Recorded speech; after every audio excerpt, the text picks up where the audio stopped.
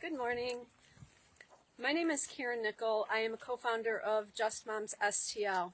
I want to thank everyone for coming out today, and also a big thank you to Congresswoman Bush and her staff for putting this event together.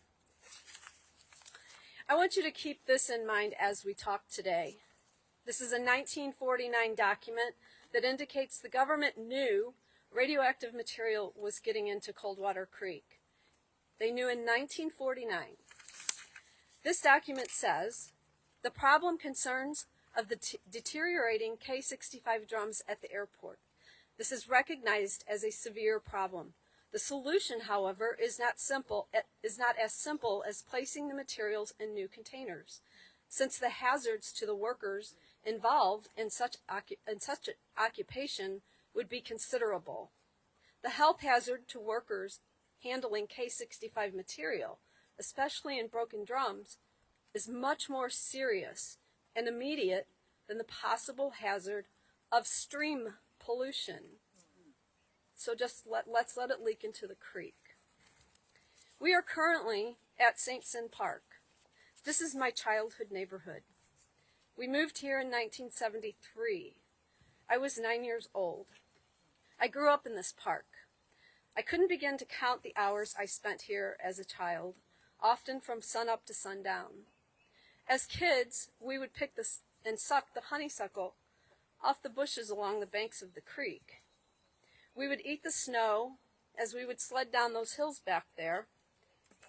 There weren't many trees back then, and those hills seemed a lot bigger. There was only one set of swings and just a ball field, and it was really just a plain, open field. All the kids would get in the creek here to cool off, catch crawdads, frogs, and look for treasures.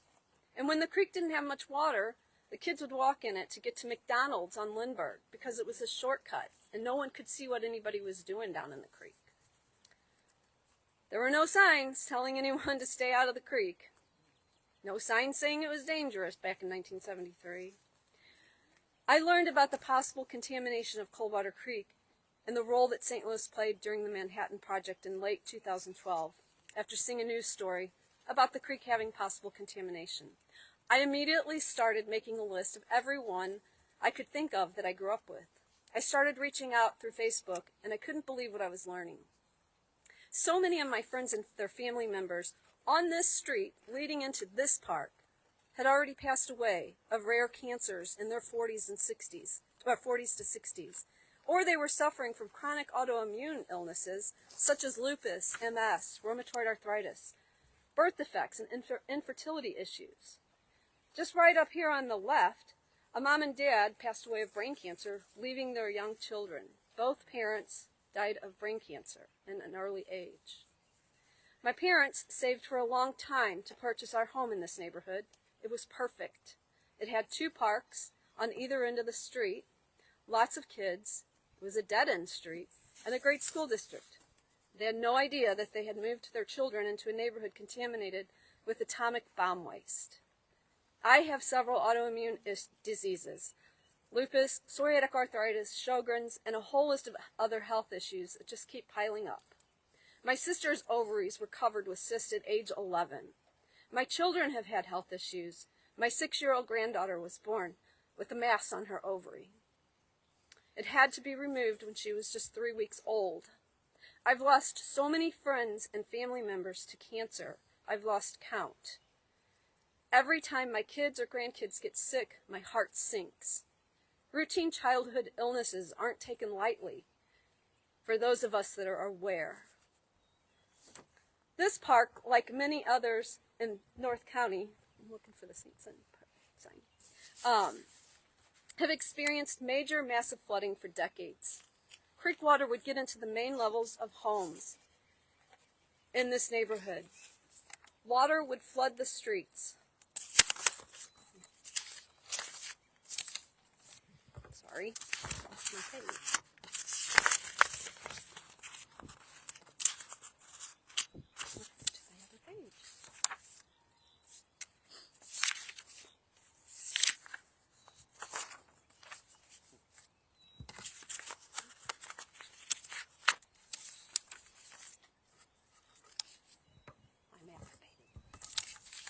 I'm so sorry. Oh, it blew away. Okay, we'll return. Did you take my paper, Doug? In 2018, according to a health study by the Agency of Toxic Substance and Disease Registry, when those floodwaters would recede, they would potentially leave dried radioactive particles on the streets and other areas that it touched. Particles that were very small, that could have been inhaled or ingested. The study revealed children could have been exposed by riding their bikes by kicking up particles. I couldn't tell you how many miles I put on my bike up and down these streets.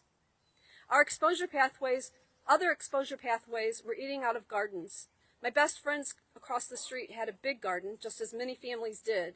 And when we were hungry, we just plucked cherry tomatoes off the vine and ate them every single summer.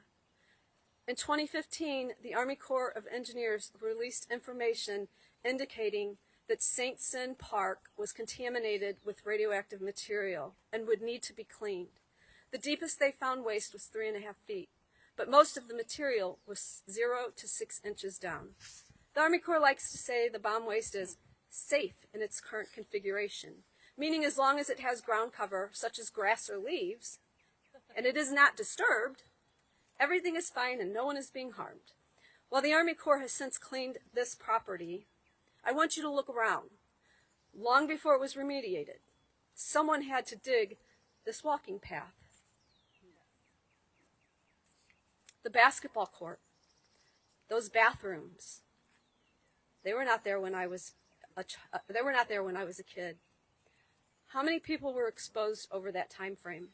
How many sets of playground equipment have been installed? Trees planted? That's a lot of disturbing the configuration over the years, and a lot of exposures to the people in this park and living in this area. Were people picking up those tiny particles on their shoes and taking it into their homes while these things were going on? The workers doing the work. And let me say again, there were no signs along the creek saying it was dangerous.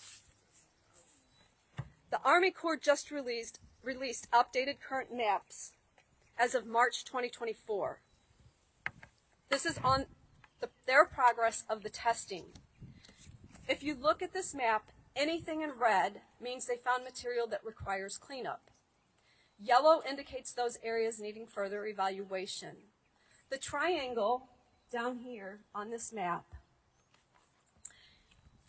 is the area behind all those homes up there on Fox Tree.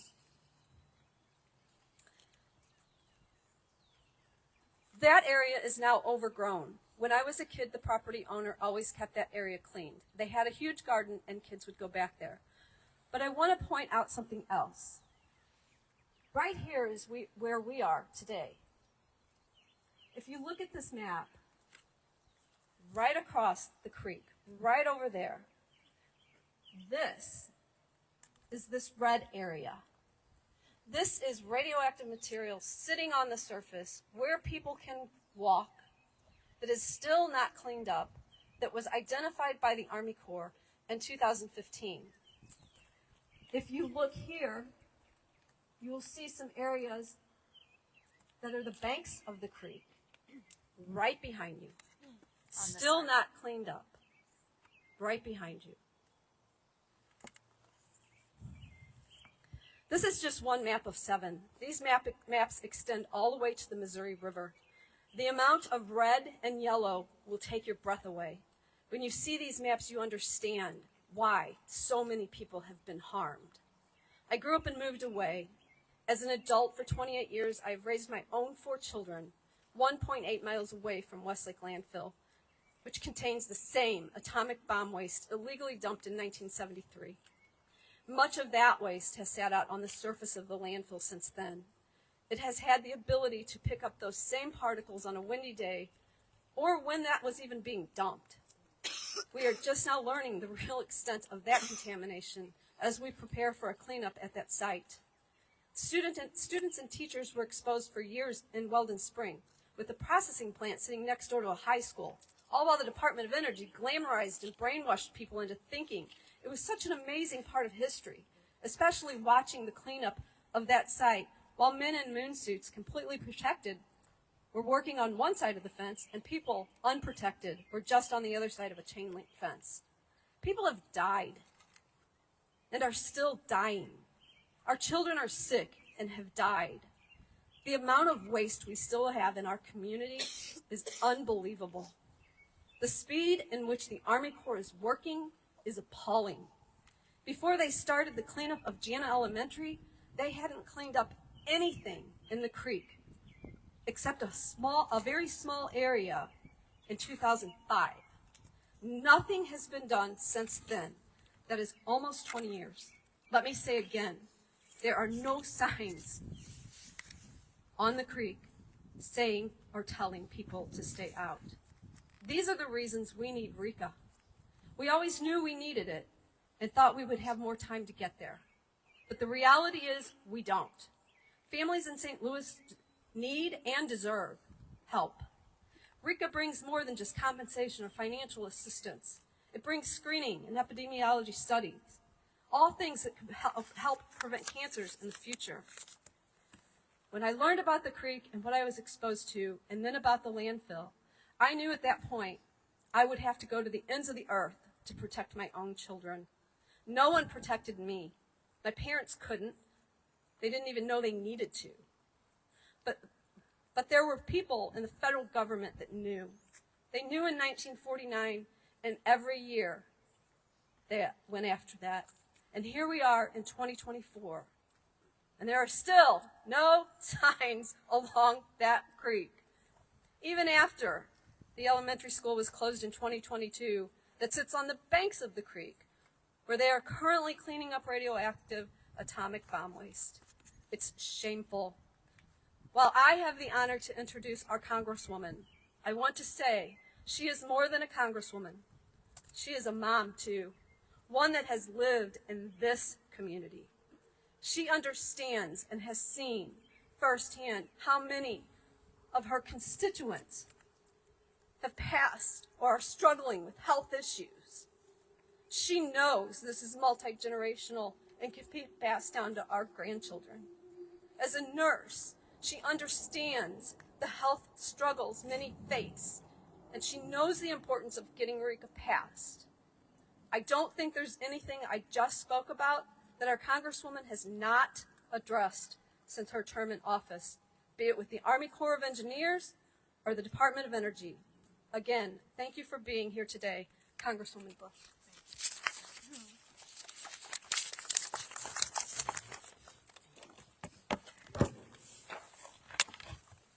Thank you, Karen. As listening to you speak, and I've never said this publicly before, but I think about living in this community, my mom living in this community when she did for all of those years, and just how sometimes on my mind is if we ever get that call that her health situation is different, and then would we point it back to this, or my health situation, or my kids. It's something that is on my mind a lot that I've just never publicly spoken about. But let me say, Karen, I am so grateful for the work that you and Just Moms, all of the work done, and so many others that you continue to do to remediate communities just like this one where we're standing here today. Good morning, everyone, and thank you for joining us. Standing with me today are members of our community who have experienced great loss and great pain, and who have fought tirelessly for justice. I also extend my gratitude to the elected officials who stand with us today, to Councilwoman Nicole Greer, to Representative Clemens, who has been a leader in this fight for such a long time, for decades even, to my sister, Representative Chantel Nixon Clark, who continues to tell her personal story to elicit action. And let me say to our Just Moms family and to Rep. Clark, Nixon Clark, you should never have to go and dig through your personal life, things that are traumatic for you to have to bring about change. But you do. Ashley Bernal, you should not have to, but you all do. And so we thank you for your tireless fight. And Kenny Murdoch from the County Executive, Sam Page's office, your presence here speaks volumes about the commitment to our cause. So thank you. I'd like to stop for a moment and encourage everyone to just look around you, as Karen said. Take in this scene. So we're not doing this press conference at my office, which would have been great because we've never done anything at my office. Yay for this office that belongs to the people of Missouri's 1st District. But no, we decided to come here, standing at St. Cyr Park on a basketball court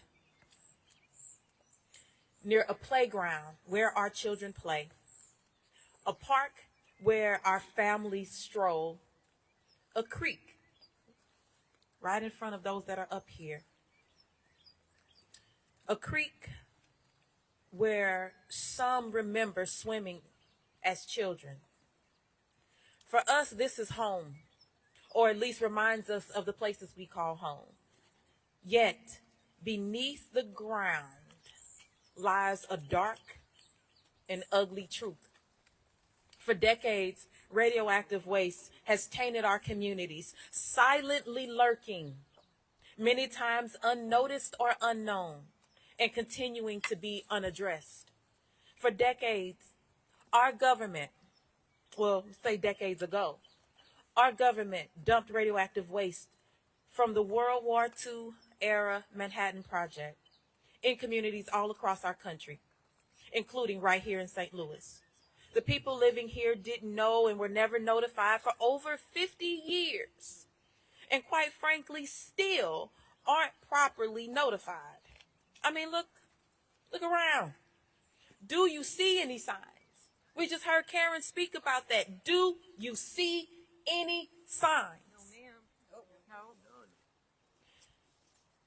Any notifications regarding danger that could exist right here in our own backyards? The only signs are the ones that we brought, that we have to take back with us. But let's look at the incredible community members who are here today, relentlessly fighting to right these wrongs. Many here grew up innocently swimming in the creek in front of us and living in homes on contaminated soil, unaware of the dangers lurking beneath the surface. So many have endured unimaginable pain because of our government's massive negligence. They are losing loved ones and battling diseases and rare cancers caused by the toxic waste that lingers in our midst. And we must acknowledge the family members standing here of those who are no longer with us due to our government's failure to warn. They stand here with photos. I hope you focus on the photos of those we have lost and so many more that are no longer with us, that should be with us, that could be with us, that would have been with us had our government done right by the people of St. Louis and beyond. To this day, World War II is still killing us here in St. Louis. Just 2 weeks ago, Congress had a chance to begin righting these wrongs. They had the opportunity to extend and expand the Radiation Exposure Compensation Act, otherwise known as RECA, which compensates people impacted by radioactive waste left by the federal government. A vital lifeline for those affected by the horrors of the Manhattan Project's legacy. The United States Senate passed legislation that will extend RECA's authorization, which is set to expire on June 7th. Say June 7th. June 7th. And expand the program to include Missouri, as Missouri has historically been excluded from RECA. The Senate did its job, but House leadership has failed to act. House leadership has failed to act, leaving behind these brave souls standing behind me and many, many more. This injustice cannot stand. Before I left D.C., I stood on the House floor and delivered a speech urging Congress to expand and extend RECA.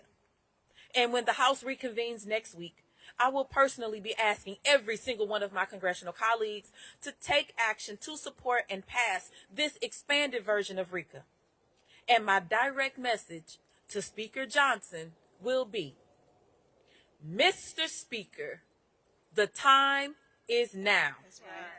Bring the bipartisan Senate-passed RECA bill to the House floor for a vote. That's right. We have just a little over 60 days to get this done. When I gave the speech, we had 78, I believe. Extend and expand RECA now. That's right. It also bears mentioning that within this time frame, the House is only in session for 28 days. In that time frame, only 28 legislative days to pass this bill before time runs out. I am working tirelessly with my team, burning the midnight oil, joining forces with those across the aisle, and exploring every avenue to ensure that an expanded RECA program becomes law. The clock is ticking. We will not rest until justice is served. That's right. We will not falter until every single voice is heard, until every impacted person is compensated, until every community is restored. But the reality is there is still so much more that needs to be done. As I mentioned earlier, there are no signs here warning people of the dangers. And you may say, well then, Cori, why don't you put a sign up? That's why in my first term, I introduced the Coldwater Creek Signage Act, which would require signage in areas with risk of radioactive exposure. Since then, we've been working with the EPA and the Army Corps to complete this project. It's why I invited Energy Secretary Jennifer Granholm to St. Louis to see for herself the unfinished work on the department and what remains. It's why I've been working directly with the Army Corps to hold public meetings and increase transparency. That's why, as the top Democrat on the House Oversight Subcommittee that covers energy policy, I bring up remediation whenever there is a hearing on nuclear energy, whenever. And it's why I have been demanding that my committee, Republicans, listen to us and hold a field hearing on the Manhattan Project in St. Louis. I have asked, and yet there is no answer. The federal government should have stepped up and intervened a long time ago, and we will not allow another minute to go to waste. The federal government can save lives and begin to make amends to the victims who have suffered for far too long.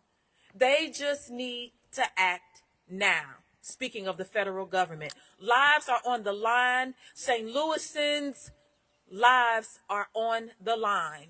So I'll say it again. Mr. Speaker, Speaker Johnson, the time is now. Yes, right. And when I say extend and expand, you say RECA now. Extend and expand. RECA now. Extend and expand. RECA now. Extend and expand. RECA now. Extend and expand. RECA now. Thank you. Next, we will call up our representative, Chantel Nixon Clark.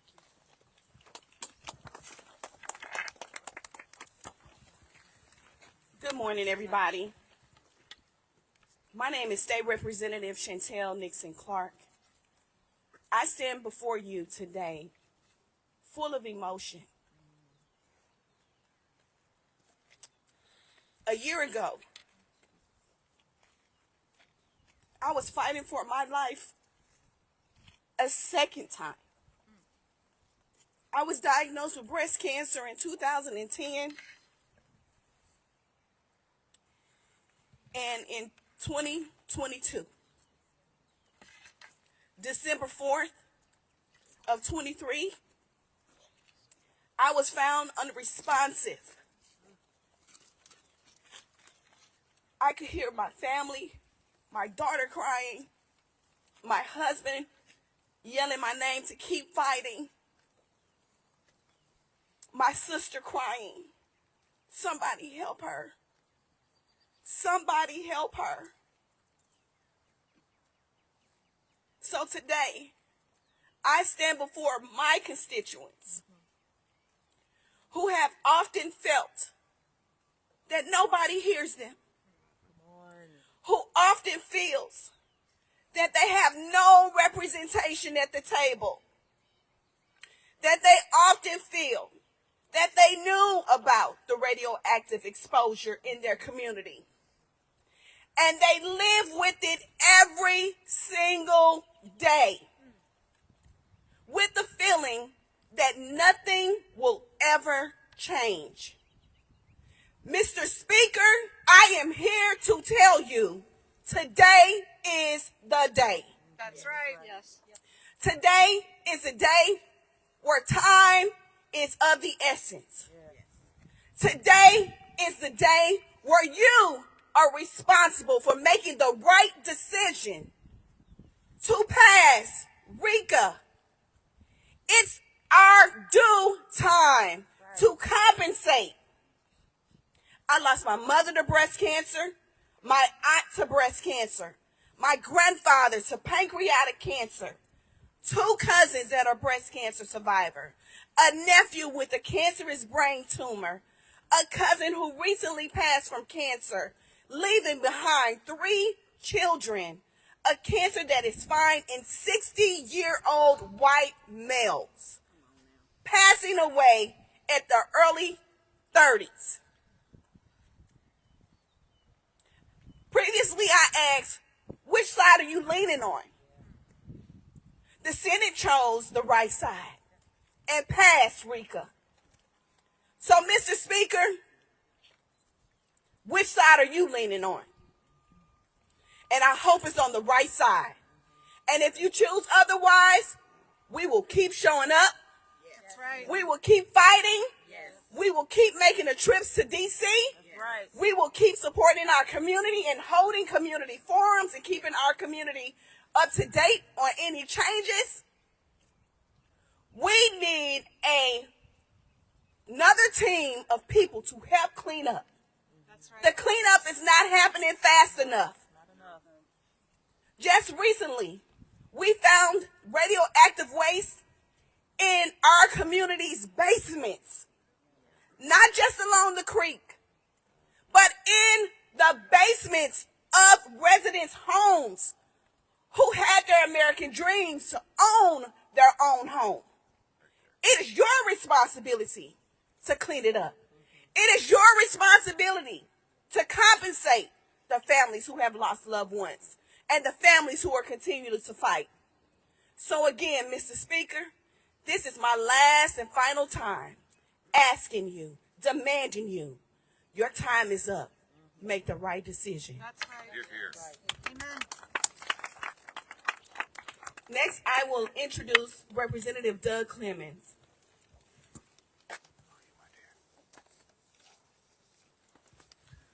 Hi there. I'm State Representative Doug Clemens, and I want to just start off by saying I've been doing this for 36 years, and I'm going to quote a lyricist, I'm not tired, I'm not proud. I'm going to keep doing it. Coldwater Creek was in my backyard growing up. Every man on my block died of stomach or intestinal cancer. I played in that creek growing up. I swung on the vines. I caught crawdads. That's what you did when you got a creek in your backyard.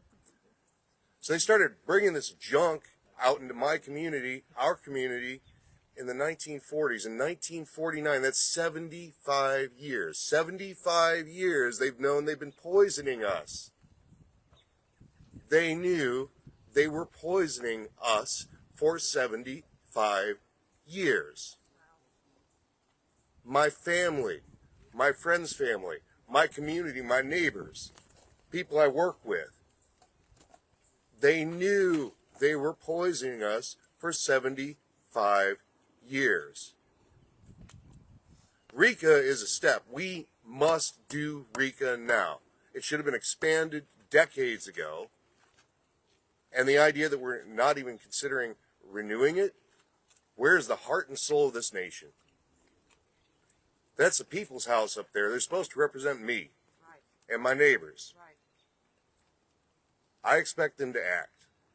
You know, RECA is just a step to help people who've been harmed or died, their families carry on. But this community sees so much more. We have to deal, you see this here, we're hugging each other. Why are we hugging each other? Because we're dealing with trauma, loss. That's in this community. That's part of who and what we are and where we're from. You know, 36 years of testimony, protests, volunteer organizations, all the while being deceived by the people who poisoned us in the first place. What about our property value loss?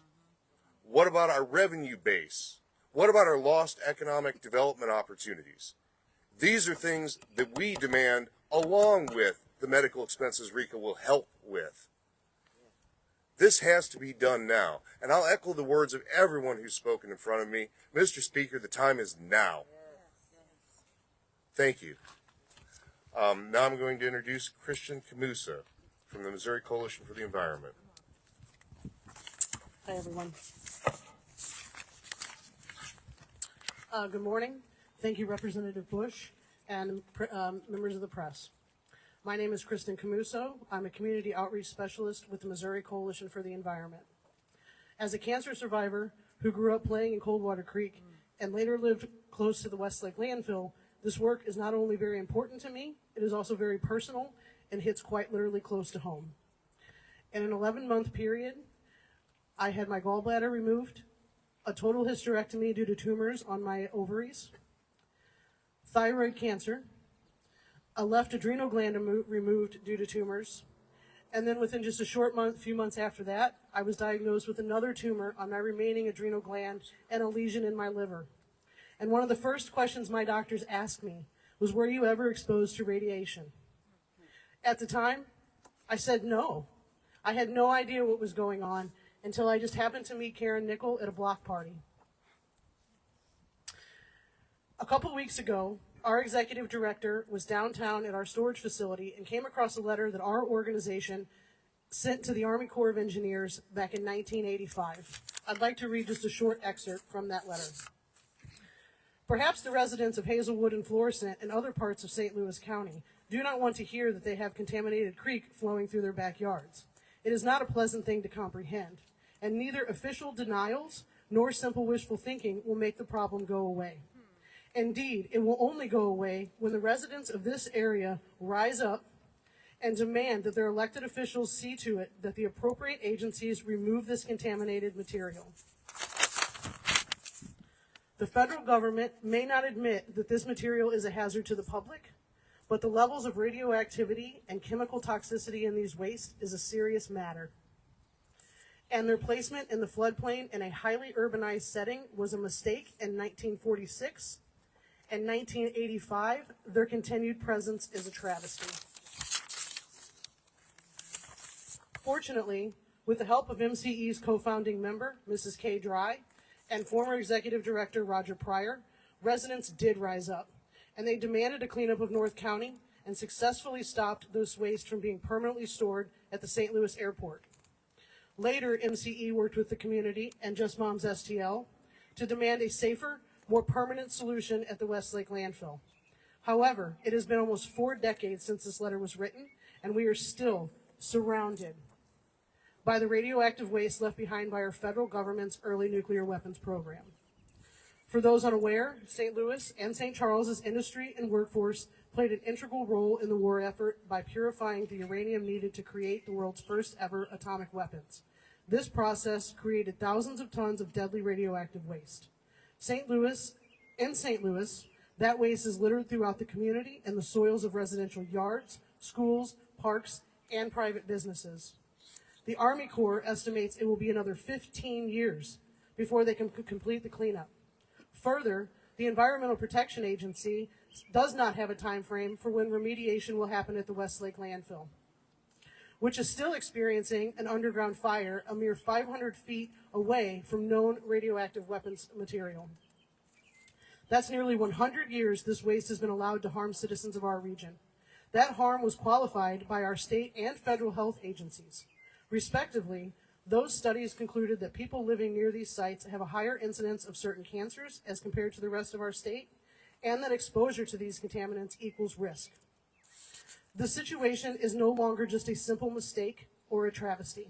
It is a terrible demonstration of neglect and dishonesty that has led to the devastating loss of lives and caused illnesses to thousands of people in St. Louis and beyond. This includes Americans across the western United States, Guam, and the Navajo Nation. This is why today we are here again with the community to urge our federal government to take necessary action. The reauthorization and expansion of the Radiation Exposure Compensation Act, or RECA, has already received tremendous bipartisan support in the Senate. Now we need to rally our efforts and ensure that it passes in the House as well. It is crucial that we call upon our leaders to advocate for us and raise this issue with Speaker Johnson and Leader Jeffries, demanding a vote on RECA as passed in the Senate. We must act fast, as there are only 28 days left in this session before the program ends on June 7th. The evidence is undeniable. The federal government preyed upon our patriotism and sacrificed our region to save the nation. Now, we are simply asking the nation to do the right thing and save us. Thank you. I'd like to introduce Ms. Shirley Alexander.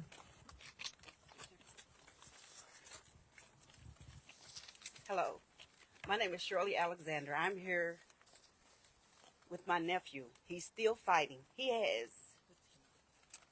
has, they call it GNET cancer.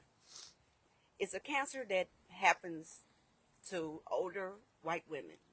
He's the second person in his class of 89 who has this cancer. They're both 33 young men. One's white, one's black. I went to McClure.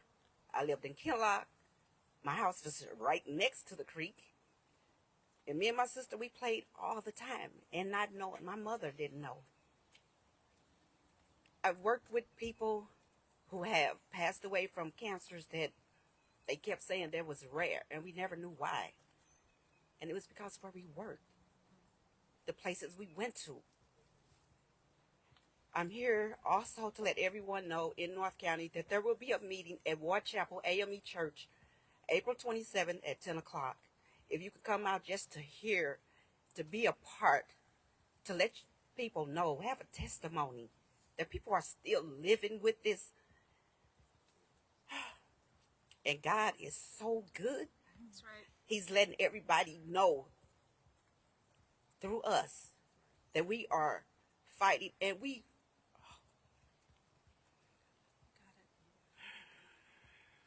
He's good. we want everyone to come out and just pay attention to your families. These types of cancer that they could keep considering rare, that the government knew about the radiation and never told us. It's so sad. Yeah. That's all I have to say. Thank you. Thank you. Thank you, Shirley.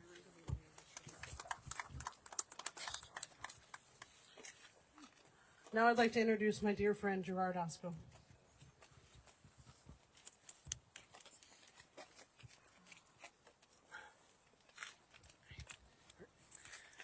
Like Kristen said, my name is Gerard Osco. These pictures here represent people who have been affected by the contamination. One of these pictures is a picture of my wife. She's holding up a sign that says, "I'm dying. Ask me why." The reason was she wanted people to ask her so she could tell them why. When we moved right next to the park, right next to the creek 40 years ago, we had no idea what we were living by. By the time we found out, it was too late. In 2013, she was diagnosed as a non-smoker, stage 4 lung cancer. She passed away last year. And it's so important that with RECA and community outreach that the people learn what they're facing around here. If we'd have had any idea, she had been ill for a year before the diagnosis.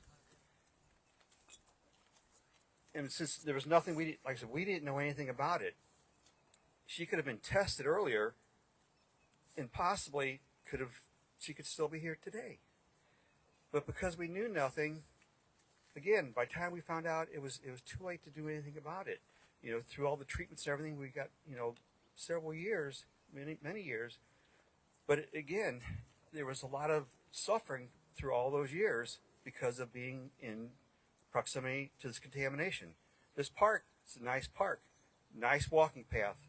She walked this path daily, many miles walking this path. We had seen this park flood many times, not, you know, when water goes down, back out walking the path again. Not realizing the contaminants that had been spread over this park.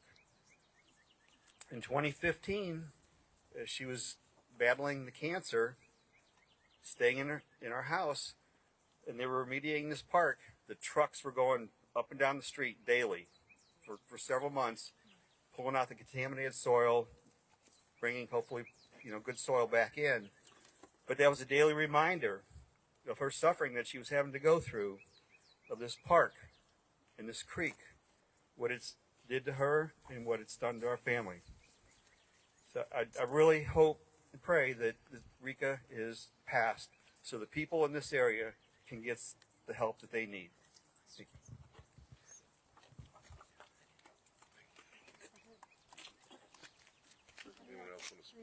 Anyone else want to speak? Ashley?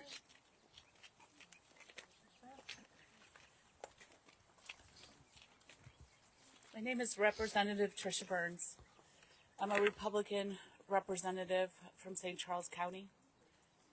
And what that makes me is family with everyone that stands behind me. I'm really emotional today, and I came here going, I'm going to be a warrior, and it's not going to get me. And you can't help when you see the families that are here. And for the first time, I never heard that letter about 1985. I don't know who was notified because I lived out here and my husband lived out here. And if you were a Gen Xer in North County, there's a good chance you didn't live out here know any of this. I was in 5th grade when that letter was quoted. Some of this weird stuff growing up here that you play back when you come back to where you grew up. For me, I start to remember the letters we had to write every year to the kids that had cancer. And I just found out that most people didn't walk field trips to go visit the kids that had cancer that year. I didn't know that. And when I talked to Dawn the first time, she was the one who told me that thyroid cancer was rare. I thought it was a rite of passage in North County that when you got a certain age, you happen to have that surgery. And because of that, I'm going to share a different message. I am 50 years old, like a lot of Gen Xers who grew up out here. And we've lost aunts and cousins and uncles, friends and kids that have had cancer like mine. And this is what I want to say to you. There's a lot of really smart men and women, and they've seen so many people die. And we won't get those screenings because I haven't got those screenings. Because even though I, as an advocate, tell people to do it, myself, I haven't done it. And I found out it's a secret that we all hold. We're so scared to go. And so, if anybody can make that commitment, I'm going to finally see that through. And I know there are so many, because we are finally admitting we're too scared to find out because we've lost so many friends and family. And to the Speaker of the House, there's a quote that kind of rings to me, and I don't want to be, we're not victims. You have no idea what warrior mode it takes to tell these stories over and over again when no one takes action. But the Speaker didn't have a path to be that Speaker, and yet he's found himself here. And there's a quote in the Bible that says, you were born for such a time as this. We've waited 80 years. I'm not going to yell in his face, but I'm going to ask him to look to God, because maybe he was born for such a time as this. That's all I have to say. Stacy?